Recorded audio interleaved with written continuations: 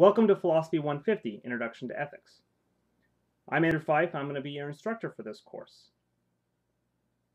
Several of my lectures will be video lectures like this. Some will be written, typed, and some will be PowerPoints with accompanying MP3s that walk you through the PowerPoints.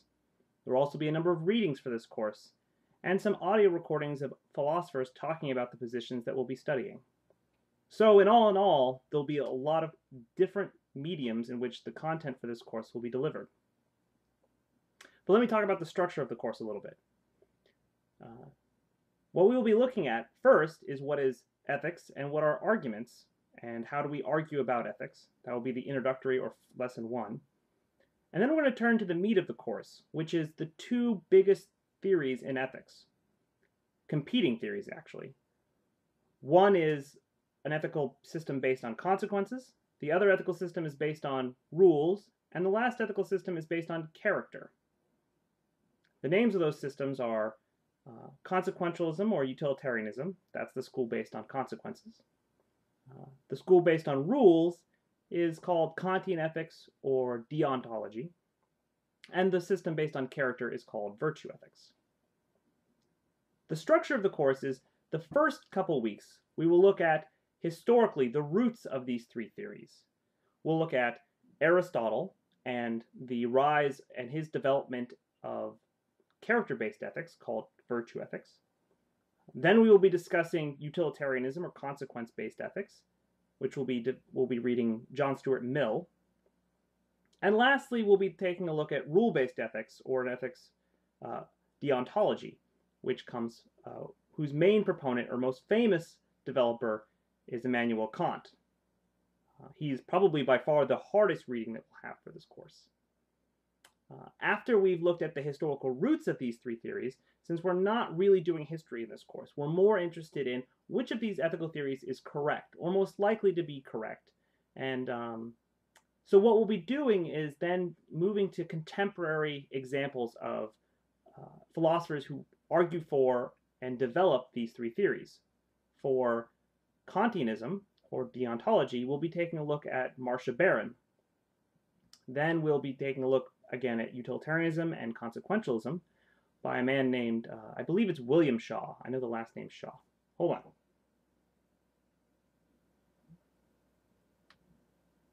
I don't have his book nearby, but his last name's Shaw.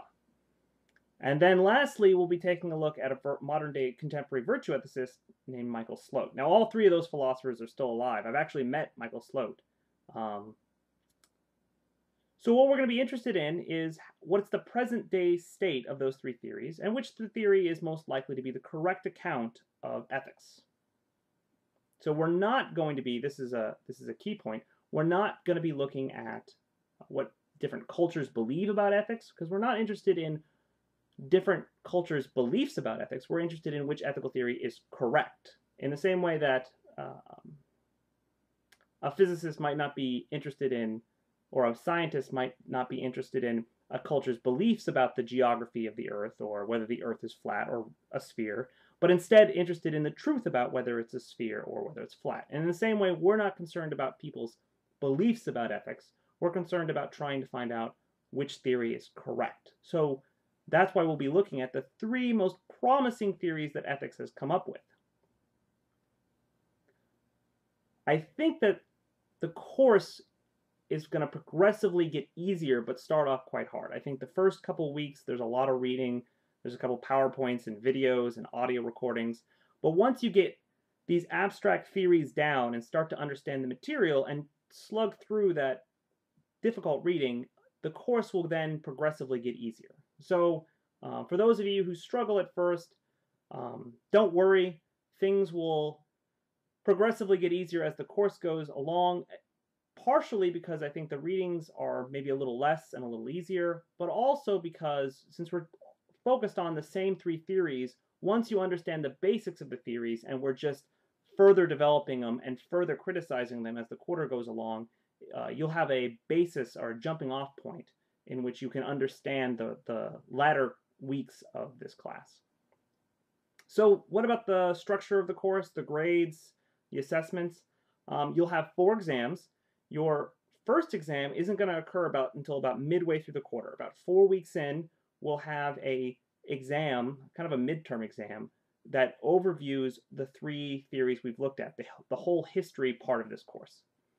And then when we get to the contemporary part, the latter half of this course, then we'll have 3 exams, one after we read Marcia Barron, one after we read Shaw, and one after we read Sloat. All the exams are cumulative. I suspect that there'll be about 25 questions. They'll be available for probably a short window of time on a certain day. We'll talk about that as it gets closer to exam time. You'll have about an hour to take the exam. Also, you'll be graded on discussion posts. There'll be a discussion board, a new discussion board for each week, which will become available. I believe it's set up to come available on the Saturday, and then you can post on it all the way up until the following Sunday. So that gives you 9 days to post. There'll be a prompt which you'll need to post about, and you'll need to give a good response, a thoughtful response. Any sort of unthoughtful, quick, off-the-cuff response is not going to get you credit. Additionally, you're going to have to give 2 replies to your fellow students' posts, which also need to be thoughtful. You'll need to criticize their position, ask questions, thoughtful questions, offer improvements on their understanding, explain something to them, something along those lines. While the class is going to involve a lot of criticism and objections, I hope it's all going to be constructive criticism, or I don't really care if it's constructive criticism. It just needs to be respectful criticism. A lot of students will be posting things saying that they find virtue ethics to be correct, and a lot of people in this class will find one of the other 2 theories correct, and we'll have hopefully a fruitful debate amongst everybody. I definitely want you to be as critical as possible and lodge as many objections and as thorough of objections as you can. Just make sure that it's targeted towards the theories and not necessarily the person you're objecting to. So I don't want students objecting towards one, like directing their attacks towards each other as individuals, but rather at the theories that each student is propounding. So those are the exams and the discussions. There are also ungraded assignments, which you just have to complete. Some of them are quizzes, some of them are audio lectures that you just need to listen to. There's a lot of short 20-minute recordings. All you need to do is listen to them by the end of the course. If you haven't listened to all of them or taken all the little ungraded assignments or haven't done all of the completion grades, then you won't get credit for the course. Well, you'll get credit, you'll just get a 0. I think that about covers it. Oh, I forgot. I've been getting plenty of emails about this. There is no text for the course. All of the readings will be provided as PDF files, and they'll be posted on the website. Each week's of reading and ungraded assignments and discussion boards will become available the Saturday of the week